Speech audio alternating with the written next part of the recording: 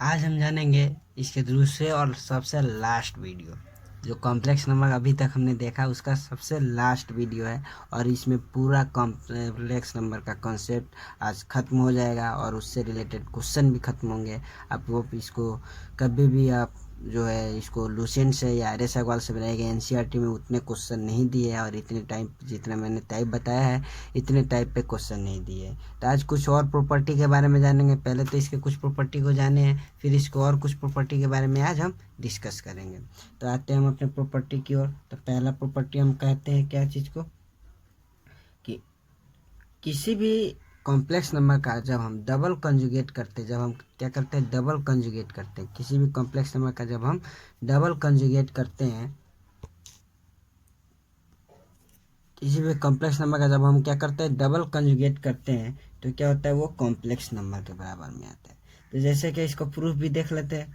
Proof क्या है, जैसे कि हमने मान लिया जेड बराबर ए प्लस आयोटा बी, तो जब इसका कंजुगेट करेंगे तो ए माइनस आयोटा बी हो जाएगा। फिर इसका जब डबल कंजुगेट करेंगे तो फिर इसमें क्या हो जाएगा, इमेजिनरी पार्ट का साइन चेंज हो जाएगा, ए प्लस आयोटा बी आया कि नहीं कि बराबर जेड के, तो इसीलिए प्रूफ हो गया। फिर दूसरा प्रॉपर्टी हमारा है कि दूसरा प्रॉपर्टी हमारा कहता है कि अगर हम कॉन्जुगेट का पावर का कॉन्जुगेट कॉम्प्लेक्स नंबर के पावर का कॉन्जुगेट करते हैं तो वो बराबर हो जाता है कॉम्प्लेक्स नंबर के कॉन्जुगेट के पावर के, यानी कि पावर का कॉन्जुगेट बराबर कॉन्जुगेट का पावर। ये क्या हो गया हमारा दूसरा प्रॉपर्टी हो गया। अब हम तीसरा प्रॉपर्टी देखते हैं। अगर जेड जेड क्या होता है प्योरली रियल हो, क्या हो प्योरली, यानी कि प्योरली रियल हो इफ, जब ये डबल इफ लिखते हैं यानी कि यदि अगर, इफ एंड इफ सिर्फ और सिर्फ क्या हो प्योरली रियल हो, तो उसके लिए क्या हो जाएगा जो जेड होगा वो कॉन्जुगेट जेड के बराबर हो जाएगा। अगर प्योरली रियल है तो जेड जो होगा वो कॉन्जुगेट जेड के ही बराबर होगा। कैसे होगा इस चीज़ को देखिए, इस चीज़ को समझ रहे हैं ना। हमने अभी बोला कि जेड अगर प्योरली रियल है तो जो कॉम्प्लेक्स नंबर जो होगा वो किसके बराबर हो जाएगा, कॉन्जुगेट जेड के बराबर हो जाएगा। कैसे होगा, प्योरली रियल का मतलब समझ रहे हैं ना, उसमें इमेजिनरी होगा ही नहीं, यानी कि इमेजिनरी उसमें क्या होगा जीरो होगा। इमेजिनरी उसमें क्या होगा जीरो होगा, यानी कि जैसे कि हम एग्जांपल ले लेते हैं 4+0 आयोटा। 4+0 आयोटा को हम 4 भी लिख सकते हैं। अब इसका जब कंजुगेट निकालिएगा, तो इमेजिनरी पार्ट है नहीं, इमेजिनरी पार्ट का ही ना साइन चेंज करता है, तो इसका साइन क्या चेंज करेगा, इसका भी यही हो जाएगा, तो यही आंसर हो गया। ये प्रूफ कर रहा है कि नहीं, जेड अगर प्योरली रियल होगा तो जो जेड होगा वो कंजुगेट जेड के बराबर हो जाएगा। अब इसके अगले प्रॉपर्टी को देखते हैं। फिर इसके चौथे प्रॉपर्टी को देखते हैं। चौथा प्रॉपर्टी करता है अगर जब प्योरली रियल वाला आ गया तो अगर जेड प्योरली क्या हो प्योरली इमेजिनरी हो, रियल वाला तो पढ़ लिए, क्या हो इमेजिनरी हो। अगर जेड क्या होता है प्योरली, अगर हमारा प्योरली इमेजिनरी होता है तब इफ एंड इफ, इसको बोलते हैं इफ एंड इफ, सिर्फ और सिर्फ, यानी कि जेड जब सिर्फ और सिर्फ प्योरली इमेजिनरी हो तभी, नहीं तो दूसरा टाइम नहीं, तो ये जेड जो होगा वो बराबर होगा माइनस जेड के कॉन्जुगेट जेड का, यानी कि ये जो जेड बराबर हो जाएगा वो माइनस कॉन्जुगेट के जेड के बराबर हो जाएगा। कैसे, यानी कि प्योरली इमेजिनरी यानी कि रियल पार्ट क्या होगा जीरो हो जाएगा। जैसे कि जेड बराबर मान लेते हैं हम 4 आयोटा चाहे -6 आयोटा, ये सब क्या हो गया प्योरली इमेजिनरी हो गया। क्या हो गया प्योरली इमेजिनरी हो गया। जब इसका कॉन्जुगेट निकालेंगे तो क्या हो जाएगा -4 आयोटा, यानी कि क्या हो जा रहा है ये जेड के सिर्फ आगे माइनस आ जाए तो उसी के इक्वल आ जा रहा है कि नहीं, यानी कि ये हमारा क्या हो रहा है सही प्रॉपर्टी है। अब पांचवा प्रॉपर्टी हमें क्या बोलते हैं, पांचवा प्रॉपर्टी जो है अगर जेड कॉन्जुगेट, और अगर हम कॉम्प्लेक्स और उसके कॉन्जुगेट को, किसी भी कॉम्प्लेक्स नंबर को और उसके उसी के कॉन्जुगेट नंबर को अगर हम ऐड करते हैं तो वो बराबर होता है 2RE के। ये भी एक प्रॉपर्टी है कि जब भी हम किसी भी कॉम्प्लेक्स नंबर को ठीक उसी के कॉन्जुगेट से ऐड करेंगे तो 2RE के हो जाएगा। कैसे, जैसे कि हम जेड बराबर मान लेते हैं ए प्लस आयोटा भी मान लेते हैं, ए प्लस क्या मान लिया आयोटा भी मान लिया, और इसका जब कॉन्जुगेट निकालेंगे तो क्या हो जाएगा ए माइनस आयोटा भी हो जाएगा, क्योंकि इमेजिनरी पार्ट क्या हो जाता है चेंज होता है। और जब हम क्या करेंगे, अब इसको हम जेड प्लस कॉन्जुगेट जेड करेंगे, तो जब कॉन्जुगेट जेड करेंगे यानी कि ए प्लस आयोटा भी माइनस प्लस कर रहे हैं प्लस ए माइनस आयोटा बी। जब इसको करेंगे तो ये माइनस प्लस वाला तो कट जाएगा, यानी कि इक्वल टू 2A आ जाएगा, इक्वल टू क्या आ जाएगा 2A आ जाएगा। अब ये हमारा ए क्या था, ये हमारा रियल पार्ट था, तो रियल पार्ट तो है ही, साथ में 2 आ रहा है, यानी कि 2 REZ हो जा रहा है। ये भी प्रूफ हो गया कि नहीं, कि अगर हम किसी भी कॉम्प्लेक्स नंबर को उसके कॉन्जुगेट से याद करते हैं तो वो किसके बराबर, 2 REZ के बराबर रहता है। फिर छठा प्रॉपर्टी हमारा है कि अगर हम इसको सब्ट्रैक्ट करते हैं, पहला था कि जोड़ते हैं उसके उसी के कॉन्जुगेट से, अब उसी के कॉन्जुगेट से जब हम उसको सब्ट्रैक्ट करते हैं तो 2 आयोटा इमेजिनरी जेड आएगा, यानी कि इमेजिनरी पार्ट आएगा। उसमें क्या रहा था, रियल पार्ट आ रहा था, इसमें क्या आ जाएगा, इमेजिनरी पार्ट आएगा। कैसे आएगा, तो इस चीज़ को देखिए, जैसे कि हम मान लिया जेड बराबर ए प्लस आयोटा बी ही मान रहे हैं, तो इसका कॉन्जुगेट क्या हो जाएगा, ए माइनस आयोटा बी हो जाएगा। अब जेड माइनस जेड कॉन्जुगेट करेंगे, यानी कि A plus iota B minus A minus iota B करेंगे, A plus iota B minus minus plus minus minus minus plus iota B. ये ए क्या हो गया, कट गया, और ये क्या होगा, 2 आयोटा बी आएगा कि नहीं, ये हमारा क्या था, ये हमारा बी जो था इमेजिनरी पार्ट था, तो इमेजिनरी पार्ट यहाँ पे है ही इमेजिनरी पार्ट, आयोटा भी है आयोटा भी आया, और ये 2 है 2 आ रहा है, यानी कि 2 आयोटा इमेजिनरी पार्ट हो जाएगा जब भी कॉम्प्लेक्स नंबर के उसी के कॉन्जुगेट से डिवाइड सब्ट्रैक्ट करेंगे तो। ठीक है, ये भी प्रॉपर्टी आप इजी वे में समझ गए। अब हम दूसरा जो इसके बाद वाला प्रॉपर्टी है, बहुत ही इंपॉर्टेंट प्रॉपर्टी है।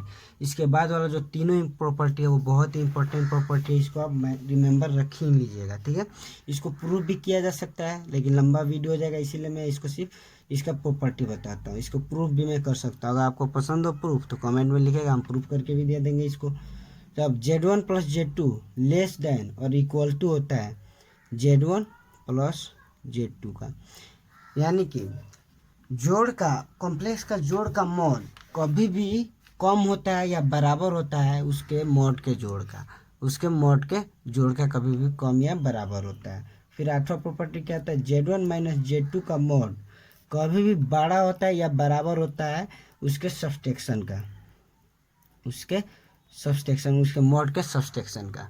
ये माइंड में रखिएगा, ये बहुत इंपॉर्टेंट, इस पर बहुत सारे प्रूफ है, इस पर क्या है, बहुत सारे प्रूफ है, इसको माइंड में रखना है। और 9th वाला है कि REZ जो होता है कभी भी लेस देन होता है या इक्वल टू होता है मॉड जेड के, या तो उससे कम है, कभी भी REZ उससे ज़्यादा आएगा नहीं, क्योंकि मॉड जो होता है सम होता है, कभी भी ये क्या होगा, नहीं आएगा। तो जैसे इसका एग्जाम्पल ले लेते हैं, मान लेते हैं कि जेड बराबर 2 प्लस जेड बराबर 2 मान लेते हैं, यानी कि इसको हम 2 प्लस 0 आयोटा लिख सकते हैं ना, यानी कि REZ हमारा क्या है, यहाँ पे 2 है।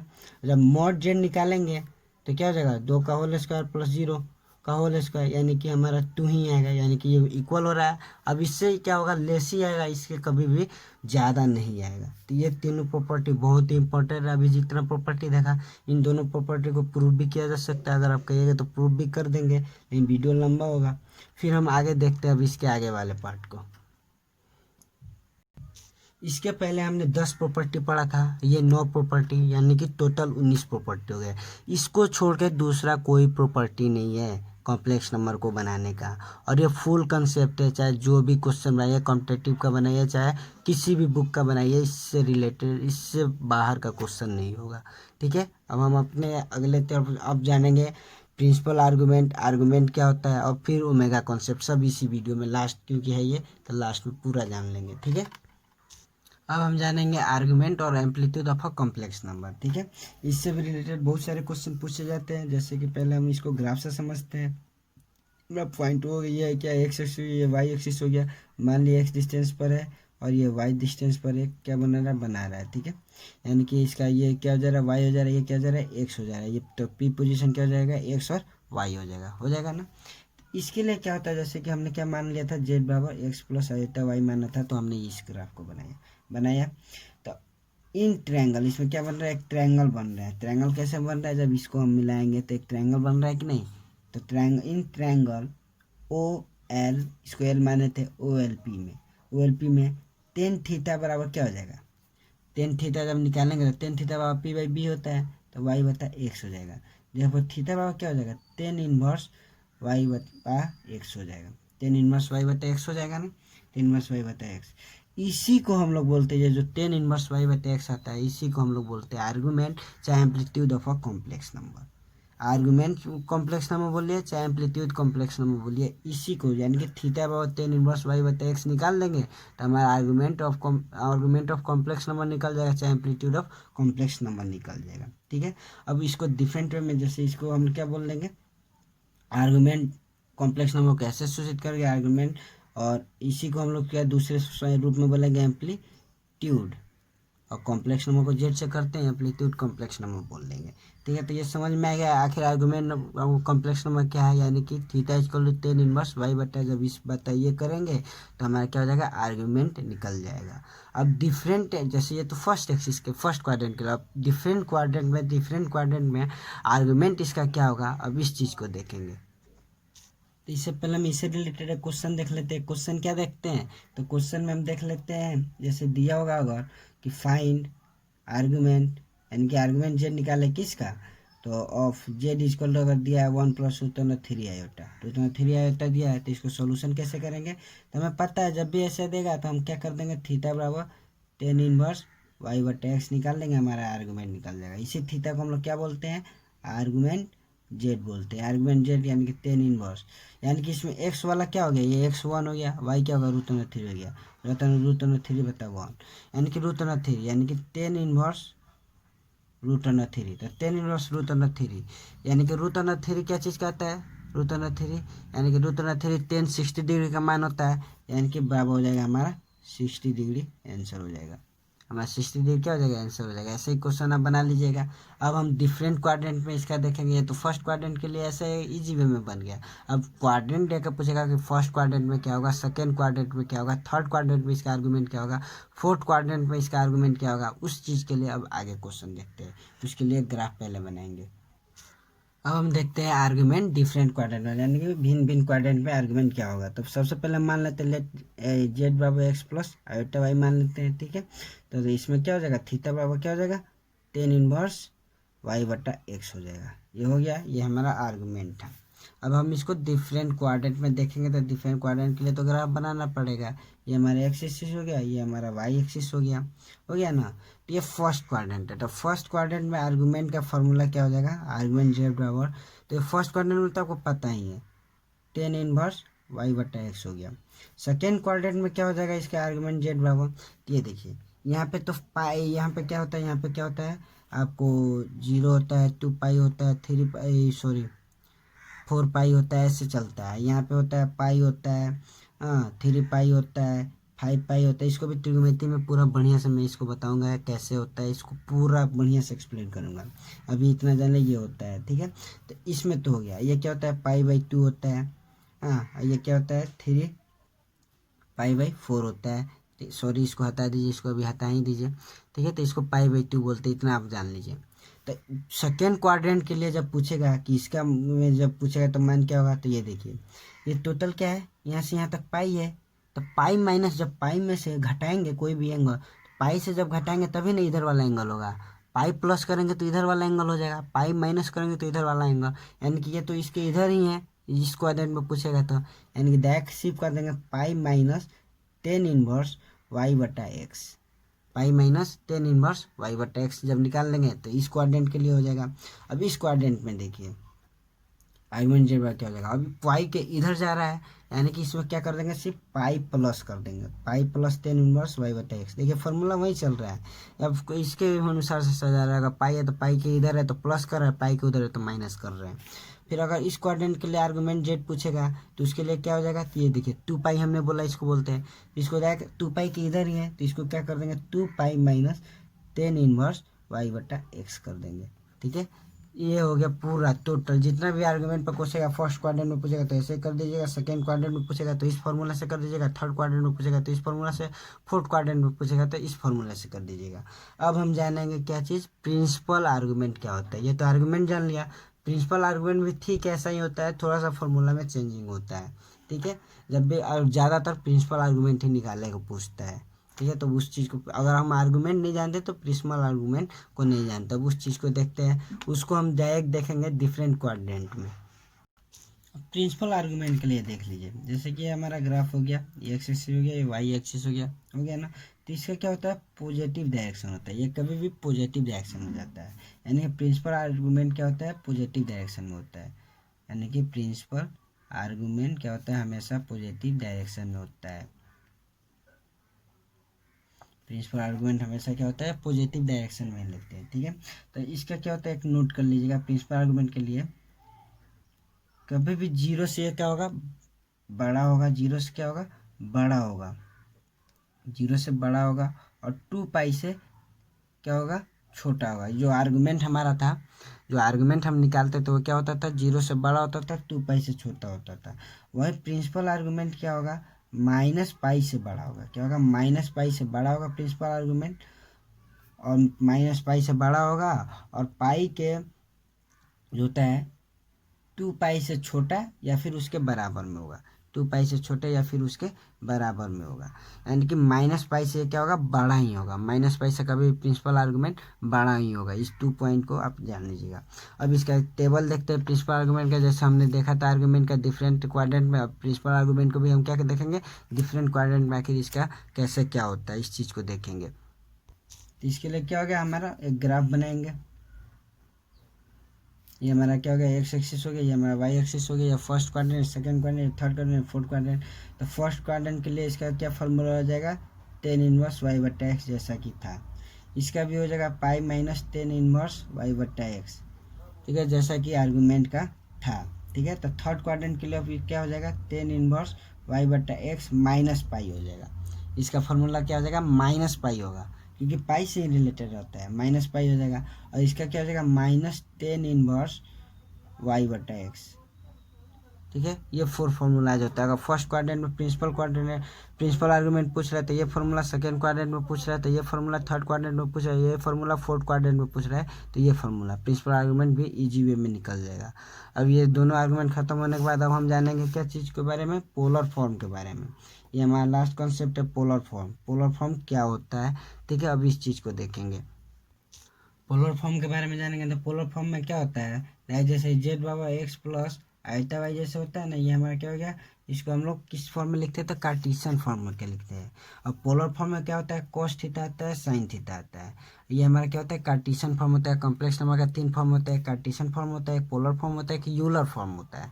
तो इसी में क्या, एक पोलर फॉर्म है। अगर पूछता है कि पोलर फॉर्म ऑफ जेड, जैसे कि इसका अगर पोलर फॉर्म पूछता है तो इसका पोलर फॉर्म कैसे लिखेंगे, तो इसका लिखेंगे mod Z cos theta plus iota Z sine theta, plus iota mod Z plus iota mod Z sine theta. यानी कि जो जेड का पहले मॉड निकाल लेंगे उसको कोस थीटा से multiply plus iota mod Z sine theta, यही इसका फॉर्मूला है। किसी भी चीज़ का अगर पोलर फॉर्म निकालने को पूछेगा तो इस फॉर्मूला को याद रखेगा कि mod Z into cos theta plus iota mod Z into sine theta. ठीक है, इसी से आप निकाल लीजिए। और यहाँ पे जो थीटा होता है, ये जो थीटा होता है ये क्या होता है, प्रिंसिपल आर्गूमेंट होता है। प्रिंसिपल आर्गुमेंट होता है, चाहे इसी को आप आर्गुमेंट भी बोल सकते हैं, आर्गुमेंट जेड भी इसको बोल सकते हैं, लेकिन ज़्यादातर बेस्ट होता है क्वेश्चन अगर प्रिंसिपल आर्गुमेंट निकाल कर अगर आप बनाइएगा। ठीक है, तो ये पोलर फॉर्म से रिलेटेड फॉर्मूलाज हो गए। ठीक है, तो जब भी पोलर फॉर्म पूछेगा तो क्या कर दीजिएगा, mod Z cos theta plus iota mod Z sine theta कर दीजिएगा। तो मॉड जेड आप कैसे निकाल लीजिएगा, तो उसका प्रिंसिपल आर्गुमेंट पहले पढ़ ले, प्रिंसिपल आर्गुमेंट का फॉर्मूला देख ले, आर्गुमेंट का फॉर्मूला देख ले, तो आप इससे मॉड जेड आराम से निकाल सकते हैं। ठीक है, अब हम अगले तरफ जाते हैं। अब हम कुछ आर्गुमेंट के प्रॉपर्टीज को जान लेते हैं। कैसे जान लेते हैं, प्रॉपर्टीज को, यानी कि प्रॉपर्टीज ऑफ आर्गुमेंट जेड, यानी कि आर्गुमेंट जेड के प्रॉपर्टीज को जानते हैं। जैसे कि आप लॉगरिथम का फॉर्मूला जानते हैं कि अगर लॉग ए इंटू बी जब पूछता है तो बराबर होता है log a plus log b. Log a by b होता है तो बराबर होता है log a minus log b. जिस तरह लॉग का फॉर्मूला होता है वैसे ही आर्गुमेंट का फॉर्मूला होता है। जैसे कि देख लीजिए, जैसे कि अगर पूछता है argument Z1 into Z2 equal to, तो आप बोल दीजिएगा argument Z1 plus argument Z2। ठीक है, अगर पूछता है आर्गुमेंट दूसरा Z1 by Z2 equal to, तो आप कर दीजिएगा argument Z1 minus argument Z2। अगर पूछता है आर्गुमेंट Z का power n equal to n argument Z कर दीजिएगा। ठीक है, जैसा कि लॉग का फॉर्मूला होता है वैसे ही आर्गुमेंट का फॉर्मूला आता है। इस चीज़ को देख लिए ना, इसका प्रूफ भी है, बढ़िया से बढ़िया प्रूफ है। तो आपको प्रूफ चाहिए तो हम प्रूफ भी दे देंगे, लेकिन इसमें नहीं देंगे, कमेंट में लिखेगा तो इसको हम लोग प्रूफ करेंगे।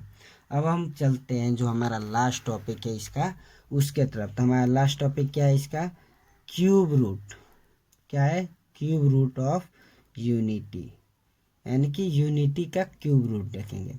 तो यूनिटी का क्यूब रूट कुछ नहीं, जैसे कि आपको इसमें ओमेगा के बारे में पढ़ना है, ओमेगा स्क्वायर के बारे में पढ़ना है। ठीक है, जब ओमेगा क्या होगा, ओमेगा स्क्वायर बराबर क्या हो जाएगा। ठीक है, और इससे रिलेटेड जितने फॉर्मूला है उस चीज़ को देखना है। आप इसको प्रूफ भी कर सकते हैं, जैसे कि एक्स क्यूब बराबर 1 मान लीजिएगा, उसके बाद हम इसको प्रूफ भी कर सकते हैं। इस फॉर्मूले से हम इसको प्रूफ भी आगे की तरफ कर सकते हैं, लेकिन डायरेक्ट हम इसका फॉर्मूला डालेंगे। ठीक है, हम इसको प्रूफ करते हुए ही चलते हैं। मान लिया एक्स क्यूब बराबर 1 है, तो जब हम इसको एक्स क्यूब माइनस 1 बराबर 0 कर देंगे नहीं, तो ए क्यूब माइनस बी क्यूब के फॉर्मूले पे आ रहा है ना। तो ए क्यूब माइनस बी क्यूब के फॉर्मूले पर जब करेंगे तो ये क्या हो जाएगा, एक्स माइनस 1 और x square plus x into 1 plus 1 हो जाएगा कि नहीं, एक्स इंटू 1 प्लस 1 हो जाएगा कि नहीं, इक्वल टू 0 हो गया।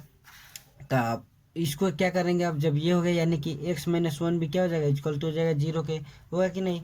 जहाँ पे एक्स बराबर हो जाएगा 1, जब ये अगर if x minus 1 equal to 0 then x बराबर 1, if x square plus 1 equal to 0 then तब क्या हो जाएगा, एक्स जो हो जाएगा यहाँ पे वो फार्मूला काम करेगा। आप जानते हैं कि जब भी एक पूछता है, अगर एक्स बराबर जैसे पूछता है तो minus b plus minus root under b square minus 4ac बटा 2a करते थे। ये फॉर्मूला निकालते हैं ना, किसी का भी रूट अगर सॉरी पॉलिनोमियल में दिया रहता था, उसके एक्स मान निकालने के लिए हम ऐसा करते थे, वैसे ही इसमें भी करेंगे। तो एक्स बराबर -1 प्लस माइनस रूट अंडर 1 का होल स्क्वायर -4 इंटू 1 इंटू 1 हो जाएगा, क्योंकि ए का मान 1 ही है और ए का मान 1 ही है, सी का मान क्या है 1 ही है, इंटू 1 हो जाएगा। अब बट्टा 2 है यानी कि 2 इंटू 1। जब इसको एक्सप्लेन करें तो इसको क्या हो जाएगा, -1 plus minus root under 1 minus 4 बट्टा 2 हो जाएगा, यानी कि -1 plus minus root under 3 into root under -1 लिख सकते हैं कि नहीं इसको, क्योंकि -3 होगा, बट्टा 2 हो जाएगा। अब इसी को आगे बढ़ाएंगे तो -1 प्लस माइनस रूट अंडर 3, और ये क्या हो जाएगा, आयोटा बराबर हो जाएगा, बट्टा 2 हो जाएगा कि नहीं। और ये क्या हो जाएगा, जब भी इसको तोड़ते हैं तो प्लस माइनस में है, प्लस माइनस में है ना, प्लस माइनस में है ना। तो ये हमारा क्या हो गया, क्यूब रूट हो गया। जब इसको हमने आगे बढ़ाया तो क्या हो गया, ये हमारा क्यूब रूट हो गया। ठीक है, ये क्यूब रूट हो गया, यानी कि हमारा क्यूब रूट आया क्या क्या, क्यूब रूट जो है हमारा हो गया, एक तो पहले 1 आया था, फिर उसके बाद क्या आया, -1 plus minus root 3 iota by 2 आया, रूट 3 -1 plus minus root 3 iota by 2 आया ना। अब इसको आगे देखते हैं। हमने अभी तक क्यूब रूट निकाला, क्यूब रूट क्या क्या था, एक तो 1 आया था, एक क्या था -1 प्लस रूट 3 आयोटा बाई 2, और क्योंकि प्लस माइनस था -1 माइनस रूट 3 आयोटा बाई 2। तो ये जो होता है हमारा ओमेगा के बराबर होता है, ये जो होता है हमारा ओमेगा के बराबर होता है, ये जो होता है हमारा ओमेगा स्क्वायर के बराबर होता है, ये जो क्या होता है ओमेगा स्क्वायर के बराबर होते हैं। ठीक है, इस चीज़ को याद रखिएगा, ये जो होता है हमारा ओमेगा के बराबर होता है, ये जो हमारा होता है ओमेगा स्क्वायर के बराबर होता है। इसके कुछ प्रॉपर्टीज है उसको देख लीजिए। ठीक है, जिससे कि आपको इजी वे में इसको समझने में आएगा। तो पहला प्रॉपर्टीज क्या है, इसका प्रॉपर्टी कुछ हार्ड नहीं है, क्या है, ये रियल नंबर है और ये हमारा सब क्या है, कॉम्प्लेक्स नंबर के फॉर्म में है, यही प्रॉपर्टीज है। ये इसके सिर्फ एक ही रियल नंबर है, बाकी सब के सब जो है क्या है, कॉम्प्लेक्स नंबर के प्रॉपर्टी है। ठीक है, अब एक इसमें फार्मूला होता है, एक फार्मूला क्या होता है, फॉर्मूला जो होता है वो होता है 1 प्लस ओमेगा स्क्वायर बराबर 0 होता है। आप इसका मान रख के देख लीजिएगा, यही आएगा। इस फॉर्मूले का आपको याद रखना होगा, इसी पर क्वेश्चन बनेंगे। ठीक है, इस चीज़ को याद कर लीजिएगा। एक होता है 1 इंटू ओमेगा स्क्वायर बराबर 1 होगा, 1 इंटू ओमेगा स्क्वायर बराबर 1 होगा। ये भी दूसरा फार्मूला हो गया, इसको भी आप क्या कीजिएगा, रिमेंबर कर लीजिएगा। अब जब ये होता है यानी कि अब इसी से कर लीजिएगा आप अलग अलग करके, जैसे इसको कर लेंगे ओमेगा स्क्वायर बराबर 1 बटा ओमेगा कर लेंगे, फिर ओमेगा बराबर 1 बटा ओमेगा स्क्वायर कर लेंगे। वैसे इधर उधर करके इस तरफ भी इसको क्या कर लेंगे, ओमेगा बराबर कर लेंगे, माइनस ओमेगा स्क्वायर -1 कर लेंगे, ओमेगा स्क्वायर बराबर क्या कर लेंगे, ओमेगा स्क्वायर बराबर भी कर लेंगे, क्या कर लेंगे, तो ये माइनस ओमेगा -1 हो जाएगा। इसी तरह इसी पर पूरा का पूरा इसका क्वेश्चन बनेगा। ओमेगा से जो क्यूबिक रूट का जो जितना भी कॉन्सेप्ट है इतना ही था, इससे छोड़कर कोई भी क्यूबिक रूट का कॉन्सेप्ट नहीं है। इसमें थोड़ा सा फास्ट हो गया, लेकिन इसमें कुछ खास कॉन्सेप्ट है नहीं, तो इसीलिए फास्ट इसको किया। Nets of all today, thank you.